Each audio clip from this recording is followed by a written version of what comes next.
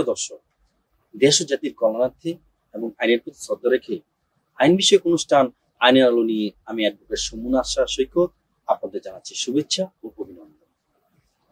বাংলাদেশ শিল্প ও বাণিজ্য প্রতিষ্ঠানের নিয়ন্ত্রণ ও ব্যবস্থাপনা গ্রহণ ও আদেশের আওতায় ও নিয়ন্ত্রণে গৃহীত যে কোনো সম্পত্তি সহ যে ব্যক্তি বাংলাদেশে উপস্থিত নেই কিংবা যাহার নিবাস ঠিকানা ইত্যাদি অজ্ঞাত, কিংবা যে ব্যক্তি আর তার সম্পত্তি দখলে নেই কিংবা তত্ত্বাবধানে নেই বা ব্যবস্থাপনা ও করছে না, এমন সকল সম্পত্তিকে আমরা সাধারণত পরিত্যক্ত সম্পত্তি বলে থাকি। দর্শক, আজ পরিত্যক্ত সম্পত্তি বিষয় নিয়ে আমরা আপনাদের মাঝে উপস্থিত হয়েছি। দর্শক, আজ আইনের আলো অনুষ্ঠানে এনএন টেলিভিশনের স্টুডিওতে উপস্থিত আছেন বাংলাদেশ সুপ্রিম কোর্টের সুনামধন্য বিজ্ঞ আইনজীবী জনাব রওশন স্যার। স্যার, কেমন আছেন? ভালো আছি। আপনি কেমন আছেন? আশা করি আপনিও ভালো আছেন। আর আপনার স্টুডিওতে আমাকে আমন্ত্রণ জানানোর জন্য আপনাকে অনেক অনেক ধন্যবাদ। আর আবারও ধন্যবাদ জানাই খুবই গুরুত্বপূর্ণ টপিক নিয়ে আজকে আলোচনা করার জন্য। দর্শক, আসা যাক আমাদের মূল পর্বে। আমাদের আজকের বিষয় পরিত্যক্ত সম্পত্তি। যেহেতু এটা পরিত্যক্ত সম্পত্তি, আমরা প্রথমেই আমাদের স্যারের কাছ থেকে জানবো আসলে পরিত্যক্ত সম্পত্তিটা কি। প্রতিটা বিষয়ের একটা ইতিহাস থাকে, একটা সংক্ষিপ্ত বিষয়। এই সংক্ষিপ্ত ইতিহাসটা আমরা জানতে চাই।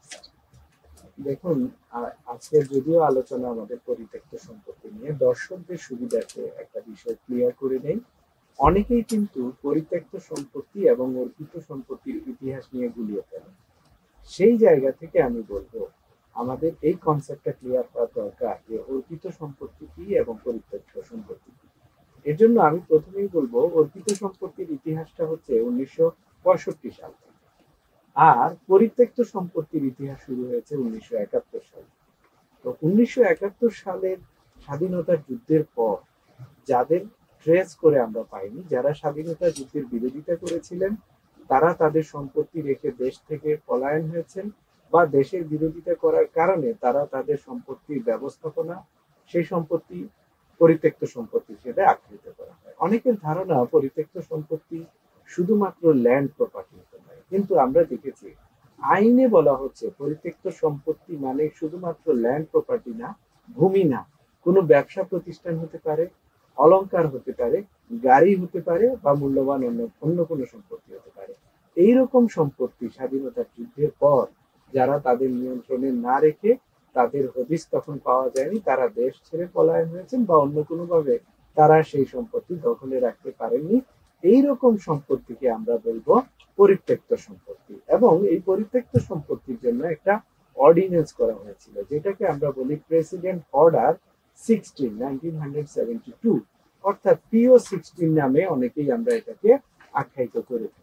অর্থাৎ রাষ্ট্রপতির আদেশে তৎকালীন সময়ে একটা অর্ডিন্যান্স বা অধ্যাদেশ জারি করার মধ্য দিয়ে এই পরিত্যক্ত সম্পত্তির আইনের শুরু হয়। স্যার, 1972 সালে যে পরিত্যক্ত সম্পত্তিটা শুরু হয়েছিল অর্ডিন্যান্সের মাধ্যমে, এর পরবর্তীতে এই পরিত্যক্ত সম্পত্তির বিষয় নিয়ে কি আরো কোনো অ্যামেন্ডমেন্ট বা কোনো অধ্যাদেশ হয়েছিল?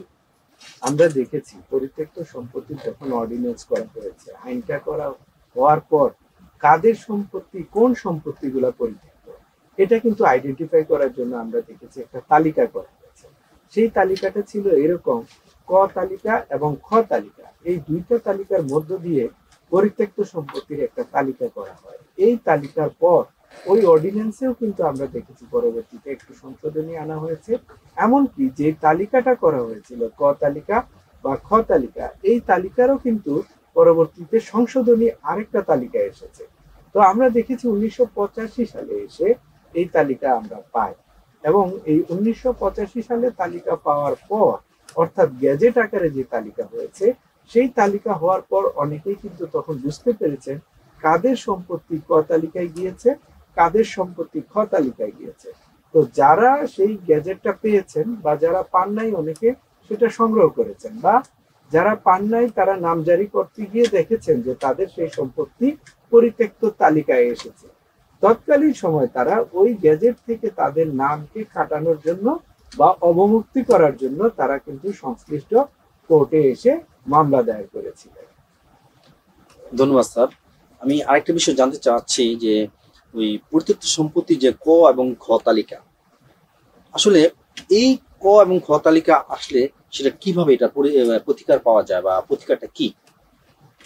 খুবই সুন্দর প্রশ্ন। যে পরিত্যক্ত সম্পত্তি যদি দেখেন কোনো ভূমির মালিক তার সম্পত্তি ক বা খ তালিকায় চলে এসেছে, সেই ক্ষেত্রে তাকে সেই তালিকা সবার আগে সংগ্রহ করতে হবে। তালিকাটা একটা গ্যাজেটের মধ্যে দিয়ে এসেছে।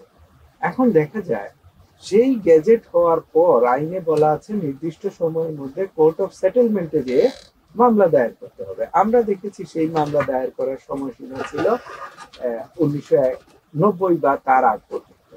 কিন্তু অনেকে সেই সময়ের মধ্যে আর মামলা দায়ের করতে পারেন নাই কোর্ট অফ সেটেলমেন্টে। তো সারা বাংলাদেশে তো আর কোর্ট অফ সেটেলমেন্ট নাই, শুধুমাত্র ঢাকায় সেগুনবাগিচাতে কোর্ট অফ সেটেলমেন্ট রয়েছে। সেখানে আমরা দেখেছি দুটা কোর্ট অফ সেটেলমেন্ট রয়েছে।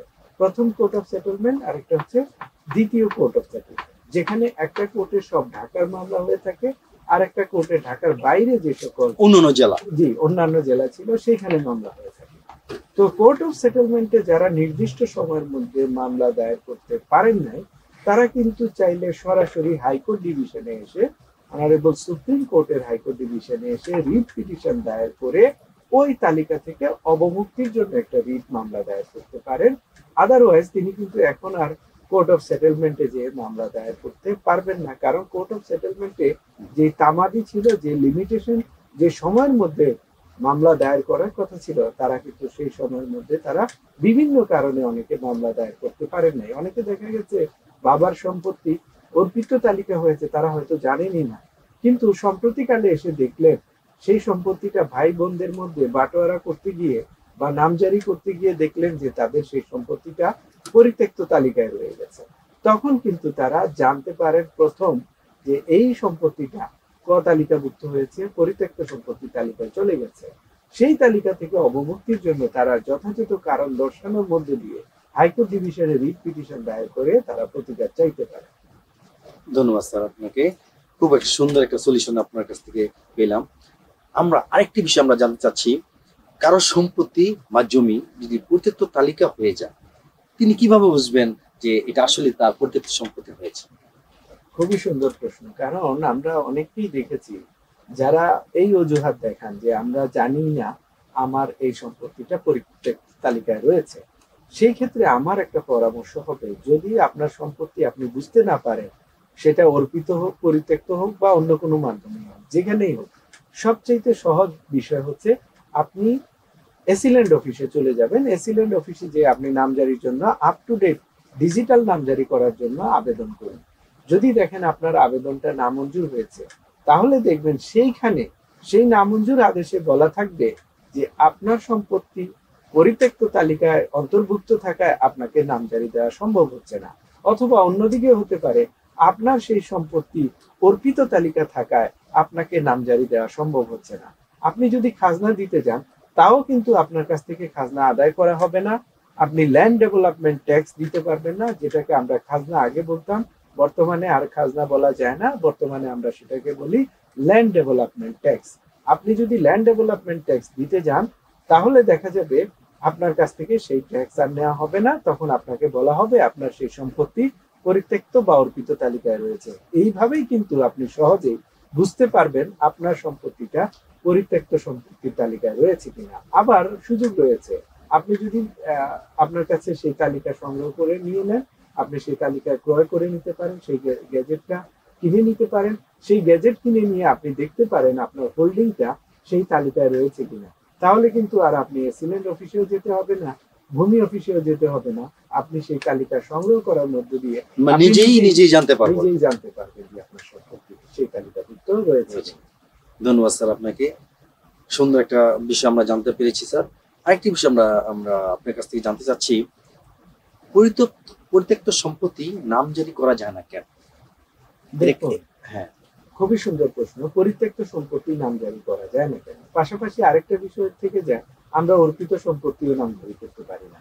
অর্পিত সম্পত্তিতে দেখা যায় সেটা নির্দিষ্টভাবে আইনে বলা থাকে যে এই সম্পত্তিগুলো অবমুক্ত না হওয়া পর্যন্ত আপনি নামজারি করতে পারবেন না। একইভাবে পরিত্যক্ত সম্পত্তি যে তালিকা গ্যাজেট করা হয়েছে, সরকার যে গ্যাজেট করে দাবি করছেন সরকার যে এই সম্পত্তির মালিক সরকার বা এই সম্পত্তি সরকারের নিয়ন্ত্রণে রয়েছে, সরকারের তত্ত্বাবধানে রয়েছে, গ্যাজেটে যতক্ষণ পর্যন্ত আপনার নাম থেকে যাবে, গ্যাজেট থেকে আপনার নাম যতক্ষণ পর্যন্ত কাটাবেন না, যতক্ষণ পর্যন্ত গ্যাজেট থেকে আপনার সেই সম্পত্তিকে অবমুক্ত করবেন না, ততক্ষণ পর্যন্ত আপনি আইনগতভাবে নামজারি পেতে পারেন না। কারণ সরকার সেটা আইন করে তালিকা করে তাদের নিয়ন্ত্রণে দাবি করছে। আর আপনি যদি দাবি করেন সেই সম্পত্তির মালিক আপনি, ভুলক্রমে সেটা অর্পিত তালিকায় চলে গিয়েছে বা পরিত্যক্ত সম্পত্তির তালিকায় চলে গিয়েছে, সেটা আপনাকেই প্রমাণ করতে হবে মামলা করে যে সেটা ভুল করে অর্পিত বা পরিত্যক্ত তালিকায় চলে গেছে, আমি সেখান থেকে অবমুক্ত করার জন্য মামলা দায়ের করেছি, আমাকে অবমুক্ত করে দেওয়া হোক। আপনি অবমুক্ত পেলে সেই রায় নিয়ে কিন্তু আপনি নামজারি করতে পারবেন, সেখানে আর আপনাকে কেউ বাধা দিতে পারবে না। ধন্যবাদ স্যার আপনাকে। এই আসলে দেখা যায় অনেক সময় পরিত্যক্ত সম্পত্তি নামজারি করা যায় না। এটা যখন নামজারি করা যায় না, তখন এই সমাধান কি? দেখুন, আপনি যখন নামজারি করতে পারবেন না, আইন বলে দিচ্ছে আপনি নামজারি করতে যাওয়াও আপনার ঠিক হবে না যদি আপনি জেনে থাকেন এই আপনার সম্পত্তি পরিত্যক্ত বা অর্পিত তালিকায় রয়েছে। যদি আপনি জেনে থাকেন যে আপনার সম্পত্তি পরিত্যক্ত গ্যাজেটে রয়েছে, তাহলে আপনার উচিত হবে আপনি যথাযথ আদালতে মামলা দায়ের করার মধ্য দিয়ে সেখান থেকে রায় নিয়ে আপনি নামজারি করতে চান। এখন প্রশ্ন হচ্ছে যে মামলাটা আসলে আমরা কোথায় করব? কোর্ট অফ সেটেলমেন্টে করব নাকি হাইকোর্ট ডিভিশনে করব নাকি অন্য কোনো রাস্তা রয়েছে? দেখা যায় আমরা ভুলক্রমে অনেকেই পরিত্যক্ত সম্পত্তির জন্য সিভিল কোর্টে মামলা দায়ের করে থাকি, দেওয়ানি কোর্টে মামলা দায়ের করে থাকি, কিন্তু পরিত্যক্ত সম্পত্তি নিয়ে দেওয়ানি আদালতে মামলা করার জুরিসডিকশন নাই। দেওয়ানি আদালতে যদি আপনি মামলা দায়ের করেন এবং রায় নিয়ে যান সেই সম্পত্তি নামজারি করার জন্য, আপনি নামজারি করতে পারবেন না।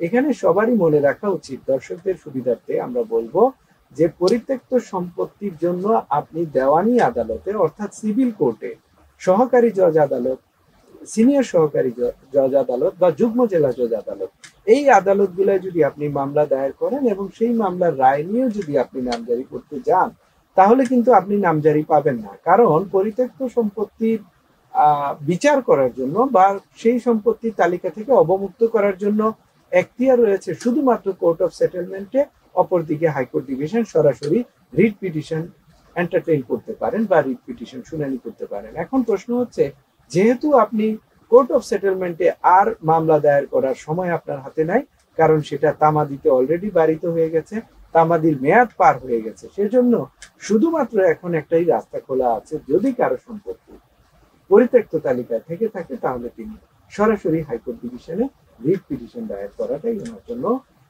সবচেয়ে ভালো হবে। ধন্যবাদ স্যার আপনাকে। আচ্ছা, রিট পিটিশন কেউ করলো, যেহেতু তার সময়টা এখন কভার করে না, এখন সময় নেই যে আপনার পরিত্যক্ত সম্পত্তির যে একটা সেটেলমেন্ট যে ঢাকার মধ্যে প্রথম এবং দ্বিতীয়, ওই সময়টা এখন মেয়াদ উত্তীর্ণ হওয়ার পরে হাইকোর্টে যে আপনি রিট পিটিশন দায়ের করা বলে, রিট পিটিশন দায়ের করলো, দায়ের করার পর দেখা যাচ্ছে ওইখান থেকে রায়ও পেল, রিটে তার মঞ্জুর করলো, এরপর স্যার কি করবে? মঞ্জুর এসে আদেশটা নিয়ে কি করা যেতে পারে? যদি রিট পিটিশনে তিনি একটা আদেশ পান, রিট কোর্ট যদি আদেশ দেন যে তার সেই গ্যাজেট থেকে অবমুক্ত করার জন্য, তাহলে তিনি কিন্তু ওই সেগুন বাগিচাতেই কোর্ট অর্পিত সম্পত্তির অফিস রয়েছে, সেখানে গিয়ে তিনি যথাযথ প্রক্রিয়ার মধ্য দিয়ে আবেদন করবেন। সেই আবেদন প্রক্রিয়াটা কিন্তু মন্ত্রণালয়ের মধ্য দিয়ে তাকে আবার অনুমোদন দেওয়া হবে, নতুন করে তার জন্য আবার গ্যাজেট হবে যে তার এই সম্পত্তিটুকু গ্যাজেট থেকে অবমুক্ত করা হয়েছে। সেই জায়গায় তিনি কিন্তু এই প্রক্রিয়ার মধ্য দিয়ে তখন তিনি নামজারি করতে পারবেন। ধন্যবাদ স্যার আপনাকে। আসলে যদি দেখা যায় পরিত্যক্ত সম্পত্তির যে তালিকা বা গ্যাজেটের মাধ্যমে সেটা আবার কর্তন করে পুনরায় তাকে আবার দেওয়া হলো, তাকে তার নামে এটা ছেড়ে দেওয়া হলো, মানে পরিত্যক্ত নয় মর্মে একটা ঘোষণা দেওয়া হলো, কিন্তু আমরা এই পরিত্যক্ত সম্পত্তির গ্যাজেট কোথা থেকে পেতে পারি বা কোথায় পাওয়ার জন্য আমরা যেতে হবে? দেখুন, এই গ্যাজেটটা আসলে পরিত্যক্ত সম্পত্তির তালিকা খুবই কম। আমরা দেখেছি, ধরেন অর্পিত সম্পত্তির সাথে যদি আমরা একটু তুলনা করি, শুধুমাত্র কেরানীগঞ্জে, ঢাকার কেরানীগঞ্জে যে পরিমাণে অর্পিত সম্পত্তি রয়েছে, সারা বাংলাদেশের পরিত্যক্ত সম্পত্তি এক জায়গায় করলেও এত সম্পত্তি হবে না। যার কারণে দেখা গেছে পরিত্যক্ত সম্পত্তির গ্যাজেট খুব বেশি অ্যাভেলেবেল না। কারণ যারা এটা ছাপাবেন বা অনেক সময় আমরা দেখে গেছি বই পুস্তকের দোকানে কোন ধরনের বই বেশি থাকে, যেই বইগুলার প্রচলন বেশি, সেল বেশি বেশি হয়ে থাকে, তারা কিন্তু সেই বইগুলা সংগ্রহ করে। এখন দেখা গেছে এই পরিত্যক্ত তালিকা বা এই মামলা কম হওয়ার কারণে খুব কম আইনজীবীও তাদের কাছে রাখেন, বা অনেক জেলার আইনজীবী তারা এই দেখা গেছে পরিত্যক্ত তালিকাই সংরক্ষণে রাখেন না, প্রয়োজন হয় না। আমরা দেখেছি খুব কম সংখ্যক এই তালিকাটা পাওয়া যায়। অনেকে সেটা আপনি বিজি প্রেসে যোগাযোগ করতে পারেন, যেখানে সব ধরনের গ্যাজেট প্রকাশ হয়ে থাকে।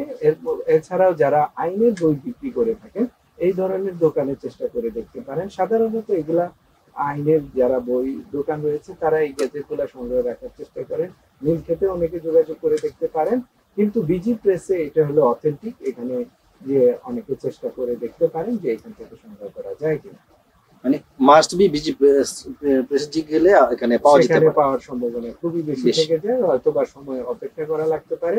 অথবা যারা যে সকল আইনজীবী রয়েছেন যারা নিয়মিত এই মামলাগুলা পরিচালনা করে থাকেন, তাদের সাথে যোগাযোগ করলে তারাও কিন্তু অনেক সময় তাদের কাছে অ্যাভেলেবেল কপি রেখে থাকেন। যেমন আমার কাছে আমি একাধিক কপি সংগ্রহ করে রেখেছি পরিত্যক্ত গ্যাজেট যেটা রয়েছে, আমি একাধিক কপি সংগ্রহ করে রেখেছি। সংশোধনী কপি থেকে শুরু করে আগের কপি পর্যন্ত আমি একাধিক সংগ্রহ করে রেখেছি, কারণ এটা আমার প্রায় সময় প্রয়োজন হয়। ধন্যবাদ স্যার আপনাকে। আমরা এবার একটু আপনার কাছ থেকে জানতে চাচ্ছি যে কারো সম্পত্তি যদি ভুলক্রমে তালিকাভুক্ত হয় সেক্ষেত্রে করণীয়। খুবই সুন্দর প্রশ্ন। অনেকের ধারণা থাকে যে আমার সম্পত্তি পরিত্যক্ত না, এটা ভুলক্রমে এখানে পরিত্যক্ত তালিকায় চলে এসেছে, আমাকে কিছুই করতে হবে না, এটা সরকার ভুল করেছে, সরকার ঠিক করে দিবে। এই ধরনের একটা ধারণা নিয়ে অনেকে বসে থাকেন, এবং মানসিকতা তার অনেকেই থাকে। রাইট, এই মানসিকতা অনেকের থাকে যে আমার সম্পত্তি পরিত্যক্ত না, ভুলক্রমে হয়েছে, সরকার ভুল করেছে, সরকার নিজ দায়িত্বে ঠিক করে দিবে। এখানে ইম্পর্টেন্ট কথা হচ্ছে সরকার শুধু এই তালিকা করতে গিয়ে ভুল করে, সরকার অনেক কাজ করতে গিয়ে ভুল করে, কিন্তু সরকার নিজ থেকে কতটা ঠিক করবে সেটা সম্ভব হবে না। যদি সরকারের আশায় থাকেন তাহলে যিনি এই আশায় রয়েছেন ক্ষতি তারই হবে। কারণ কি, ধরেন আপনার ঢাকার একটা সম্পত্তি বা খুলনার কোনো সম্পত্তি বা চট্টগ্রামের কোনো সম্পত্তি পরিত্যক্ত তালিকায় রয়েছে, তিনি যদি এখন সেই পরিত্যক্ত সম্পত্তিতে একটা দালান নির্মাণ করতে চান, বিল্ডিং কনস্ট্রাকশন করতে চান, তিনি যদি এটা নিয়ে কাজ আগাতে চান, তাহলে কিন্তু দেখা যাবে তিনি কোনো কাজই করতে পারবেন না। এখন যদি তিনি সরকারের অপেক্ষায় থাকেন যে সরকার নিজে থেকে এটা ঠিক করে দিবে, তাহলে এটা কবে ঠিক হবে তার কোনো ঠিক নেই। বরঞ্চ তিনি নিজে ঠিক করতে গিয়েও দেখা যাবে তিনি কম সময়ের মধ্যে এটা ঠিক করতে পারতেছেন না, হয়তো তার 2 বছর 4 বছর 6 7 8 10 বছরও লেগে যেতে পারে। তাই সরকারের অপেক্ষায় না থেকে তাকে যে প্রমাণ করতে হবে বা তাকে সেই মামলা করার মধ্য দিয়ে নিজেকে এগিয়ে আসতে হবে যে আমার এই সম্পত্তিটা ভুলক্রমে পরিত্যক্ত তালিকায় হয়ে গেছে, সেখান থেকে অবমুক্তির জন্য তাকেই উদ্যোগী হতে হবে। মানে সব মোট কথা আপনার কথা দিয়ে স্যার আমরা এটা বুঝতে পারছি যে যে পরিত্যক্ত সম্পত্তিটা ভুলক্রমে হয়েছে, কারণ পরিত্যক্ত সম্পত্তিটা এমন একটা বিষয় যেখানে কোনো তার মালিকানা থাকে না বা তার তত্ত্বাবধানে থাকে না বা তার দখলে থাকে না, কিন্তু দেখা যাচ্ছে তার সবকিছুই তার দখলে রয়েছে, মালিকানা রয়েছে এবং তত্ত্বাবধান রয়েছে, সেটা ভুলক্রমে হয়েছে। সেটা যদি সরকারের আশায় বা রেখে দেওয়া হয় তাহলে হয়তো এটা আর কখনোই সেটা সংশোধন হবে না। অতএব নিজের বিষয় নিজেকেই উদ্যোগ নিতে হবে যে এটা আমাকে পরিত্যক্ত সম্পত্তি নয় মর্মে একটা ঘোষণা বা রিট করে সেটাকে সংশোধন করে তার সম্পত্তি তাকেই পেতে হবে। এটি তো স্যার একদম সুন্দর আপনি এক্সপ্লেন করেছেন। আশা করি সাধারণ দর্শক যারা রয়েছেন তারা খুবই সহজে বুঝতে পেরেছেন যে ভুল ক্রমেই হোক আর ভুল না করেই হোক, যদি আপনি সেই সম্পত্তির মালিক হয়ে থাকেন, আপনি যদি সেই সম্পত্তির দখলে থাকেন, আপনার যদি যথাযথ কাগজ থাকে, তাহলে সরকারের আশায় না থেকে আপনি নিজে উদ্যোগী হয়ে সেখান থেকে অবনতি করে নেন। ধন্যবাদ স্যার আপনাকে। দর্শক, চেয়ে নিচ্ছে ছোট্ট একটা বিরতি।